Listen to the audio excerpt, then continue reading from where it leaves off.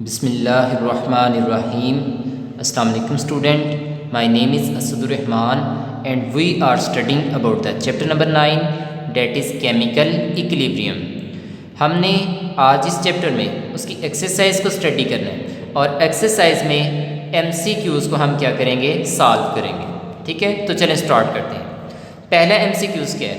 The characteristic of reversible reaction are many. कहते हैं कि जो रिवर्सिबल रिएक्शन है उसके बहुत से करैक्टर हैं. तो आपने बहुत से करैक्टर को स्टडी किया है. एक्सेप्ट फॉलोइंग वन, सवाए एक के. उसने कहा कि रिवर्सिबल रिएक्शन के बहुत से करैक्टर हैं सवाए एक के. इसका मतलब जो चार ऑप्शन दिए गए हैं उसमें तीन जो है उसके करैक्टर बताए हैं, एक उसका करैक्टर नहीं है. जो उसका करैक्टर नहीं है आपने वो बताना है. तो रिवर्सिबल रिएक्शन के बहुत से करैक्टर हैं लेकिन आपने वो बताना है जो इसमें नहीं है. ठीक है, चलें देखें. पहला ऑप्शन कहता है product never recombine to form reactant. अब इस ऑप्शन में क्या कह रहा है कि जो आपकी जो नई चीज़ बनती है प्रोडक्ट वो दोबारा से मिलकर पहले वाली चीज़ नहीं बनाती. तो अब आपको पता है रिवर्सिबल रिएक्शन में प्रोडक्ट दोबारा से मिलकर क्या बनाते हैं, रेक्टेंट बनाते हैं. तो ये ऑप्शन क्या हो गया, गलत हो गया. ये उसका करैक्टर नहीं है. तो आपके पास आपने वो ऑप्शन बताना था जो उसका करैक्टर नहीं है, तो ए वाला ऑप्शन होगा. ठीक है, बाकी देखिए बी वाला दे नेवर कंप्लीट. आपने पढ़ा था रिवर्सिबल रिएक्शन कभी भी कंप्लीट नहीं होते. ठीक है, ये उसका करैक्टर है. सी वाला दे प्रोसीड इन बोथ वे. आपको पता है रिवर्सिबल रिएक्शन जो है, ठीक है, वो दोनों डायरेक्शन में क्या करते हैं, प्रोसीड करते हैं, फॉरवर्ड में भी और रिवर्स में भी. ठीक है, अब ये ऑप्शन भी, ये भी उसका करैक्टर है. डी वाला देखें, they have a double arrow between reactant and product. तो आपको पता है रिवर्सिबल रिएक्शन में हम क्या करते हैं, डबल एरो से उसको क्या करते हैं, रिप्रेजेंट करते हैं रेक्टेंट और प्रोडक्ट के दरमियान.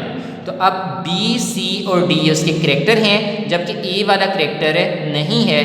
तो आपका जो आंसर बनेगा वो ए वाला होगा, क्योंकि आपने कहा था कि रिवर्सिबल रिएक्शन के बहुत से करैक्टर हैं सवाए एक के. जो नहीं है वो कौन सा है कि प्रोडक्ट कभी भी मिलकर रेक्टेंट नहीं बनाते. तो ये वाला ऑप्शन गलत है, तो ए वाले को टिक लगा दें. ठीक है, चलें जी सेकंड ऑप्शन पे आते हैं. In the lime kiln. कहता है जब हम लाइम किलन में द रिएक्शन हम ये रिएक्शन करवाते हैं, यानी कैल्शियम कार्बोनेट जो है उसकी डिकम्पोजिशन करवाते हैं, तो आपके पास बनता है कैल्शियम ऑक्साइड और कार्बन डाइऑक्साइड. ये बनता है. कहता है गोज टू कंप्लीशन. कहता है ये क्या करता है, ये रिएक्शन क्या होता है, कंप्लीट होता है.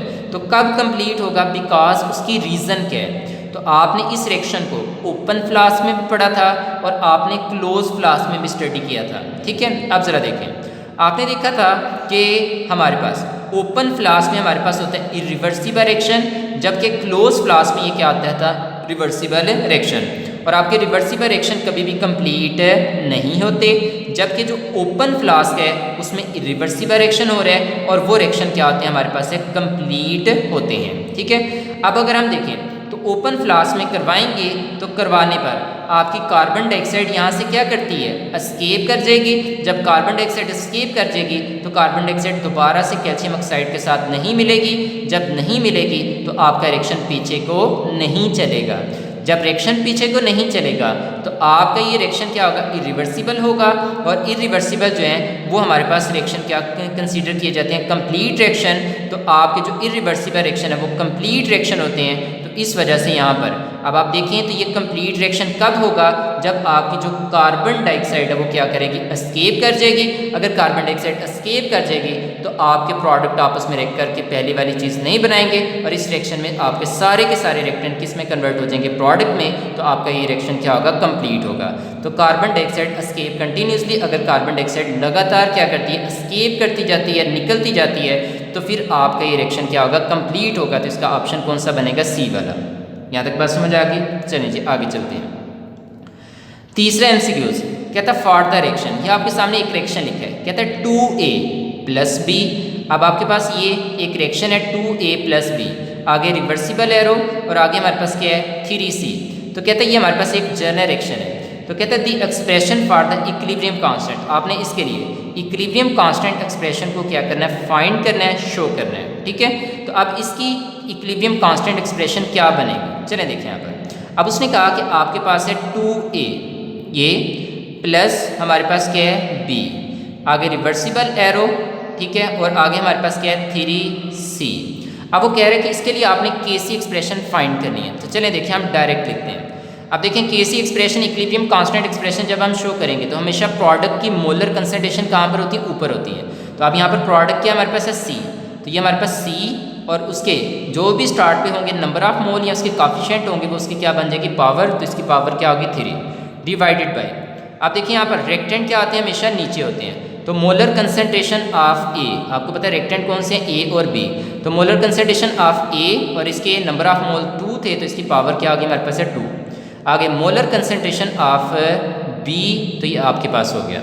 अब आप देखें तो आपके पास केसी या इक्विलिब्रियम कांस्टेंट एक्सप्रेशन क्या बनी, तो आप देख सकते हैं आपका कौन सा आंसर बनता है डी वाला, कि molar concentration of C power 3, molar concentration of A power 2 and molar concentration of B, तो आपका डी वाला ऑप्शन बनेगा। यहाँ तक क्लियर? चलें जी, अब आते हैं हम यहाँ पर नेक्स्ट एमसीक्यू से। When a system is at equilibrium stage, कहते हैं जब आपका जो सिस्टम है वो इक्विलिब्रियम स्टेज पे पहुंचता है तो इनमें से कौन सी कंडीशन होती है, हम उसकी तरफ आएंगे। तो आप देखेंगे इसमें जो डी वाला ऑप्शन है, the rate of forward and reverse reaction become equal. आपने डेफिनेशन में भी पढ़ा था कि जो आपके फॉरवर्ड और रिवर्स रिएक्शन है उनकी रफ्तार, उनका रेट एक दूसरे के क्या हो जाता है, हमारे पास इक्वल हो जाता है। तो आपके पास ये डी वाला आंसर बनेगा। यहाँ तक क्लियर? तो आपके चौथे एमसीक्यूज का आंसर कौन सा बना, ठीक है, हमारे पास डी वाला। चलिए जी पांचवा लेते हैं। Which one of the following statements is not correct about the active mass? अब वो कह रहे हैं कि एक्टिव मास के बारे में यहाँ पर जो स्टेटमेंट दी गई है, ठीक है, कौन सी सही नहीं है, कौन सी गलत है, आपने गलत स्टेटमेंट को बताना है। इसका मतलब 3 ऑप्शन सही वाले दिए होंगे, एक गलत वाला, तो गलत वाला आपने बताना है। देखें पहले कह रहे हैं rate of reaction is directly proportional to the active mass, कि आपकी रेट ऑफ रिएक्शन और एक्टिव मास एक दूसरे के क्या आते हैं, डायरेक्टली प्रोपोर्शनल। ठीक है, ये बात सही है, ये आपने लॉ ऑफ मास एक्शन की जब डेफिनेशन पढ़ी थी वहाँ पर भी पढ़ा था। आगे चलते हैं। Active mass is taken in molar concentration, active mass को हम किस में लेते हैं, मोलर कंसंट्रेशन में, ये बात भी सही है। सी वाला active mass is represented by square bracket, हम उसको स्क्वायर ब्रैकेट से ही रिप्रेजेंट करते हैं, तो ये तीनों ऑप्शन सही हैं। अब देखें डी वाला, अब डी वाला देखें active mass means total mass of a substance. अब ये ऑप्शन गलत है, तो आपने गलत वाले को टिक लगानी थी, तो ये। अब वो कह रहे हैं एक्टिव मास है, आपने जितने सब्सटेंस की अमाउंट ली थी वो टोटल जो उसकी अमाउंट थी या मास थी उसको हम एक्टिव मास कहते हैं, ये गलत है। आपने कहा था कि टोटल में से उसकी जितनी मास रिएक्शन में हिस्सा ले रही है, ठीक है, सिर्फ जो रिएक्शन में हिस्सा ले रही है उसको एक्टिव मास कहते हैं, जो हिस्सा नहीं ले रही है हम उसको एक्टिव मास नहीं कहते। तो ये ऑप्शन गलत है, तो डी वाले को टिक लगा लें, क्योंकि उसने कहा कि सारी की सारी जो मास होती है हम उसको एक्टिव मास कहते हैं, तो ये ऑप्शन गलत होगा। तो आपका आंसर कौन सा बनेगा, डी वाला। ठीक है, चलें जी। MCQs number 6, when the magnitude of KC is very large, कहता है कि आपकी जब केसी की मैग्नीट्यूड क्या होगी, बहुत बड़ी होगी, केसी की वैल्यू बहुत बड़ी होगी। अभी आपने लास्ट पे टॉपिक पढ़ा था। इट इंडिकेट, ये किस बात को ज़ाहिर करता है। अब आपको पता है केसी की वैल्यू कब बड़ी आती है, केसी की वैल्यू तब बड़ी आती है जब ऊपर वाली वैल्यू बड़ी हो और नीचे वाली वैल्यू क्या हो हमारे पास है, छोटी हो। इसका मतलब है प्रोडक्ट ज़्यादा हो और रेक्टेंट क्या हो हमारे पास है, कम हो। तो अब आप देखें यहाँ पर, तो हमारे पास ऑप्शन कौन सा बनेगा, ए वाला देखिए। तो कह रहे हैं reaction mixture consist of almost all product, KC की वैल्यू तब बड़ी आती है जब आपके रिएक्शन मिक्सचर में सारे के सारे तकरीबन प्रोडक्ट होते हैं, रेक्टेंट क्या होते हैं हमारे पास नेग्लिजिबल होते हैं। तो आपके पास कौन सा आंसर बनेगा, ए वाला, कि reaction mixture consist of almost all product, कि आपके रिएक्शन मिक्सचर में तकरीबन सारे प्रोडक्ट हैं, तो इस वजह से आपकी केसी की वैल्यू बहुत बड़ी है। तो ए वाले ऑप्शन को टिक लगा लें 6 के लिए। ठीक है, चलें अब आगे चलते हैं।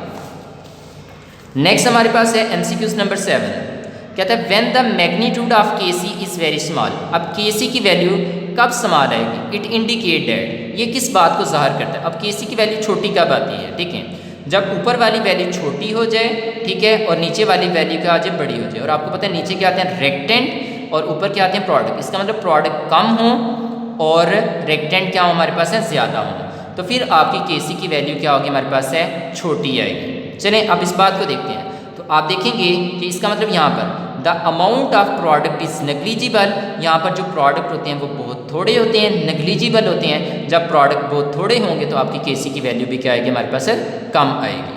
यहाँ तक बात समझ आ गई। तो आपकी केसी की वैल्यू छोटी क्यों है, आपके पास डी वाला आंसर टिक लगा लें कि the amount of product is negligible, कि आपकी जो प्रोडक्ट की अमाउंट है वो क्या होती है, नेग्लिजिबल होती है। तो ये ऑप्शन बनेगा। चलें जी 8 वाले पे आते हैं। रेक्शन which have comparable amount of reactants and product at equilibrium state have। अब कह रहे हैं कि वो रिएक्शन जिसमें रेक्टेंट और प्रोडक्ट की जो अमाउंट होती है वो कंपेरेबल होती है, एक दूसरे के क्या है, करीब करीब है।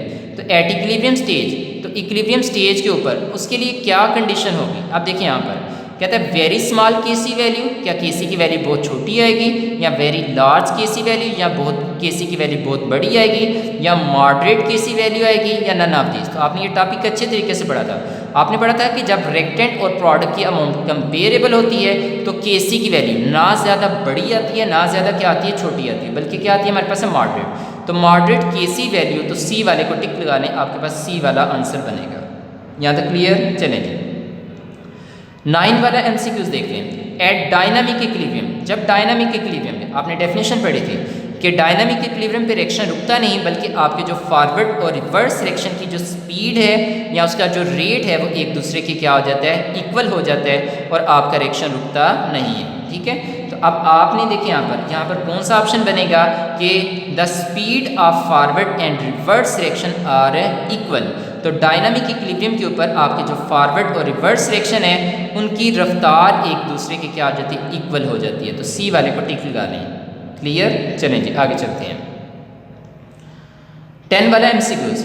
In an irreversible reaction dynamic equilibrium, कहता है कि जब हम इरिवर्सिबल रिएक्शन की बात करते हैं तो उसमें डायनामिक इक्विलिब्रियम, क्या इरिवर्सिबल रिएक्शन में डायनामिक इक्विलिब्रियम एस्टेब्लिश होगा या नहीं होगा, हम इस बात को देखते हैं। तो आपको पता है कि इरिवर्सिबल रिएक्शन में कभी भी डायनामिक इक्विलिब्रियम एस्टेब्लिश नहीं होता। आपने इसका करैक्टर भी पीछे क्या किया था, स्टडी किया था। तो ए वाले को टिक लगा लें, नेवर एस्टेब्लिश। यहाँ पर कभी भी डायनामिक इक्विलिब्रियम इरिवर्सिबल रिएक्शन के अंदर एस्टेब्लिश नहीं होगा, तो नेवर एस्टेब्लिश ए वाले ऑप्शन को टिक लगा लें। ठीक है, चलेंगे आगे चलते हैं। MCQs number 11।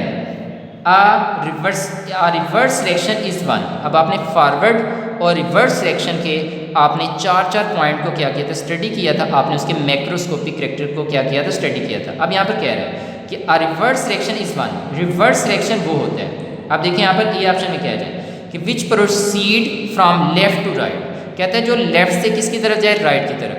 आपको पता है कि आपके जो रिवर्स रिएक्शन है वो तो राइट से किसकी तरफ जाते हैं, लेफ्ट की तरफ। ये ऑप्शन क्या हो गया, गलत हो गया।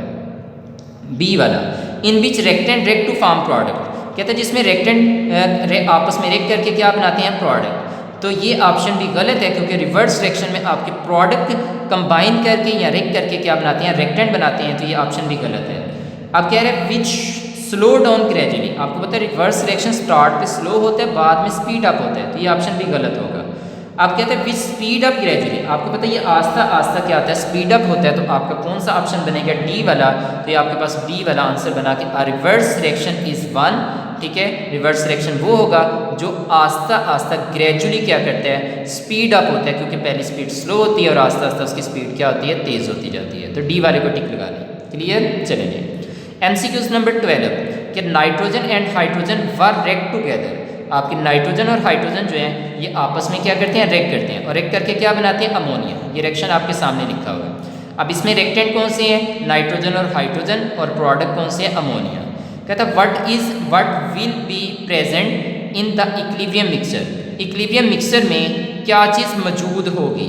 ठीक है, अब इसकी तरफ आते हैं। देखें, अब आपको पता है जब इक्विलिब्रियम पे होता है तो आपकी जितनी तेज़ी से रेक्टेंट किस में कन्वर्ट होते हैं, प्रोडक्ट में, उतनी तेज़ी से प्रोडक्ट किस में कन्वर्ट होते हैं, रेक्टेंट में। इसका मतलब इक्विलिब्रियम स्टेज के ऊपर, ठीक है, आपका जो इक्विलिब्रियम मिक्सचर है उस इक्विलिब्रियम मिक्सचर के अंदर हमारे पास रेक्टेंट भी मौजूद हैं और प्रोडक्ट भी मौजूद हैं। इसका मतलब रेक्टेंट में कौन कौन से, नाइट्रोजन और हाइड्रोजन, और प्रोडक्ट में कौन से हमारे पास अमोनिया। इसका मतलब इक्विलिब्रियम मिक्सचर में, ठीक है, उस वक्त हमारे पास नाइट्रोजन भी मौजूद होगा, हाइड्रोजन भी मौजूद होगा और अमोनिया भी मौजूद होगी। तो बी वाले को क्या करें, टिक लगा लें। N2H2 एंड NH3, तो बी वाले को टिक लगा लें। ये तीनों स्पीशीज उसके अंदर क्या होंगी, मौजूद होंगी। ठीक है, चलिए नेक्स्ट चलते हैं। लास्ट वाला MCQs number 13 for a reaction between PCl3 and Cl2। ठीक है, जब आप PCl3 और Cl2 के दरमियान क्या करते हैं, रिएक्शन करवाते हैं टू फॉर्म PCl5 ताकि क्या बना सकें, PCl5। अब कह रहे कि PCl3 और Cl2 दोनों का रिएक्शन करें तो हमारे पास क्या बनती है, PCl5। तो आपने द यूनिट ऑफ KCr, तो आपने KC के यूनिट बताने हैं। ठीक है, तो अब इसके KC के यूनिट जो हैं क्या होंगे, अब आपने पीछे यूनिट फाइंड करना सीखे थे, अब इसको देखते हैं कि हमारे पास क्या होंगे। देखिए हमारे पास है PCl3। ठीक है, इसने किसके साथ रिएक्ट किया, Cl2 के साथ। जब इसके साथ रिएक्ट किया तो रिएक्ट करने पर इसने बना दिया PCl5। ठीक है, ये हमारे पास बन गया। और आपको पता है ये दोबारा से टूट कर ये बना सकता है। तो अब आपने देखा रिएक्टर्स ने बताया कि जब हम PCl3 को, ठीक है, Cl2 के साथ रिएक्ट करवाते हैं तो हमारे पास क्या बनता है, PCl5 बनता है। यहाँ तक बात समझ आ गई। चलें अब इसके यूनिट क्या होंगे। पहले तो ये आपका रिएक्शन ऑलरेडी बैलेंस है। अब इसके लिए KC एक्सप्रेशन हम फाइंड करते हैं। आपको पता है हमेशा प्रोडक्ट की मोलर कंसंट्रेशन क्या आती है, ऊपर। अब यहाँ पर प्रोडक्ट कौन से हैं, PCl5। अब इसकी क्या होगी, मोलर कंसंट्रेशन। ठीक हो गया। अब यहाँ पर इसके नंबर ऑफ मोल 1 है तो हमें 1 इसके ऊपर लिखने की ज़रूरत नहीं, क्योंकि जिसके ऊपर कुछ नहीं होता 1 होता है। चलिए नीचे आ जाए। नीचे आते हैं रिएक्टेंट। अब रिएक्टेंट कौन से हमारे पास है, PCl3। तो इनकी मोलर कंसंट्रेशन, तो molar concentration of PCl3 and molar concentration of Cl2। तो रिएक्टेंट की मोलर कंसंट्रेशन क्या आ गई, नीचे आ गई। तो ये हमने KC एक्सप्रेशन शो कर दी। अब हम इसमें यूनिट पुट करते हैं। लें जी, हमारे पास है KC इज इक्वल टू, अब ये जो हमारे पास है PCl5, जब इसकी मोलर कंसंट्रेशन की यूनिट हम देखें यहाँ पर तो हमारे पास क्या आते हैं, मोल पर डेसीमीटर क्यूब। ऊपर पावर नहीं है, 1 है तो हमें लिखने की ज़रूरत नहीं। डिवाइडेड बाई, अब PCl5 की हमने इसकी मोलर कंसंट्रेशन की यूनिट लिखे तो क्या है, मोल पर डेसीमीटर क्यूब। अब PCl3, अब इसकी मोलर कंसंट्रेशन की अगर हम यूनिट लिखें तो क्या आएगा, हमारे पास है मोल पर डेसीमीटर क्यूब। ठीक है, अब इसके ऊपर भी पावर नहीं है, आगे चलते हैं। अब यहाँ पर Cl2, अब यहाँ पर इसके मोलर कंसंट्रेशन के यूनिट क्या होंगे, मोल पर डेसीमीटर क्यूब। नहीं जी, हमने उसके मोलर कंसंट्रेशन की क्या लिख ली, यूनिट लिख ली है। चलें देखिए, अब ऊपर भी मोल पर डेसीमीटर क्यूब है, नीचे भी मोल पर डेसीमीटर क्यूब है, ये दोनों एक दूसरे से क्या हो गए, कैंसिल हो गए। यहाँ तक क्लियर। अब आते हैं नेक्स्ट। अब हमारे पास बचा क्या है, KC। अब देखें KC इज इक्वल टू, ऊपर क्या बचा 1 और नीचे क्या बचा हमारे पास है, मोल पर डेसीमीटर क्यूब। ये अब आप गौर करें तो यहाँ पर ये अगर हम इसको ऊपर लेके जाएं तो आपको पता है ये मोल के ऊपर, जिसके ऊपर कुछ नहीं होता, क्या होता है, +1। ठीक है, तो जब हम ऊपर लेके जाते हैं तो जो उनकी पावर होती है उनका साइन क्या हो जाता है, हमारे पास चेंज हो जाता है। अब देखिए मोल के ऊपर था +1, ठीक है, तो जब ऊपर चले गया तो वो क्या हो गया, -1। डेसीमीटर क्यूब का था -3, तो जब ऊपर गया तो ये माइनस किस में कन्वर्ट हो गया, प्लस में। प्लस लिखें या ना लिखें वो आपकी अपनी मर्जी। तो आपके पास बना डेसीमीटर क्यूब। तो अब आपने देखा कि ये ऊपर गया तो ये 3 के साथ माइनस था, इस पावर जो थी माइनस में थी, ऊपर जाके प्लस में होगी, और जिसके साथ कुछ नहीं होता प्लस होता है, तो इसलिए हमें प्लस यहाँ पर लिखने की ज़रूरत नहीं। तो आप देख सकते हैं कि हमारे पास यूनिट क्या है कि पर मोल डेसीमीटर क्यूब। तो आपके पास ये KC के क्या होंगे, हमारे पास ये यूनिट होंगे।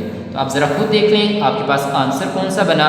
तो आप देख सकते हैं C वाले ऑप्शन को टिक लगाएं कि पर मोल, ठीक है, और डेसीमीटर क्यूब, या आपके पास आंसर बनेगा C वाले को टिक लगा लें।